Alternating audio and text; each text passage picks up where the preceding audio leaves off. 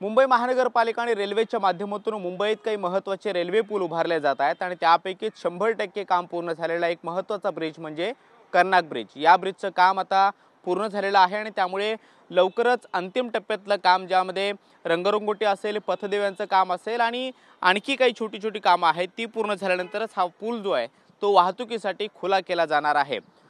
2022च्या August महिन्यामध्ये या ब्रिजचं काम हाती घेण्यात आलेलं होतं आणि धोकादायक असल्यामुळे ऑगस्ट महिन्यामध्ये हा पूल जो आहे 2022 मध्ये निष्कासित करण्यात आलेला होता आणि त्यानंतर रेल्वे आणि मुंबई महानगरपालिका यांनी मिळून हा पूल बांधायचं ठरवलेलं होतं।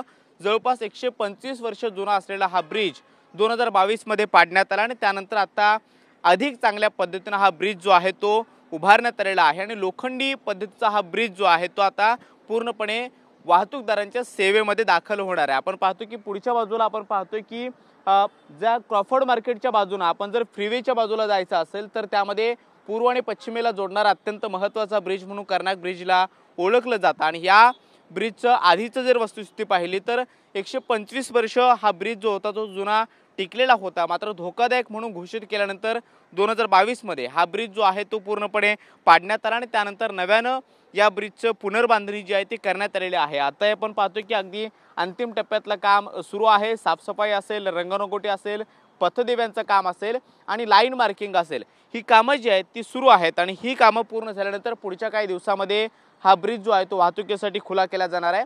2022 पासून आतापर्यंत जेव्हा या पुलाचं काम सुरू होतं त्यावेळेला इथे मोठी वाहतूक कोंडी निर्माण झालेली होती, कारण पूर्व आणि पश्चिमेकडे जाण्यासाठी दुसरा पर्याय या ब्रिजच्या व्यतिरिक्त जवळपास नव्हता आणि त्यामुळे एक फार मोठा वेढा घालून लोकांना पूर्व आणि पश्चिम गाठावं लागत होतं। मात्र आता हा ब्रिज जेव्हा सेवेमध्ये दाखल होईल तेव्हा मात्र अगदी काही मिनिटांमध्ये पूर्वेपासून पश्चिमेकडे आणि पश्चिमेपासून पूर्वेकडे येणं सोपं होणार आहे आणि त्यामुळे इथल्या परिसरामध्ये होणारी वाहतूक कोंडीचा जो मोठा प्रश्न निर्माण झालेला होता तो सुद्धा सुटणार आहे आणि त्यामुळे कर्नाक ब्रिज पुढच्या काही दिवसामध्ये आता लोकांच्या सेवेमध्ये दाखल होतोय, कारण रेल्वे आणि मुंबई महानगरपालिकेच्या माध्यमातून या पुलाचं काम पूर्ण झालेलं आहे।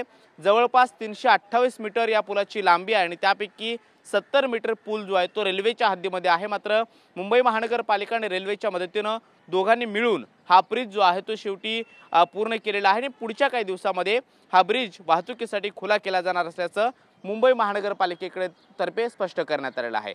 कॅमेरामॅन योगेश गुरव सोबत मी कृष्णा सोनारवाडकर, TV9 मराठी, मुंबई।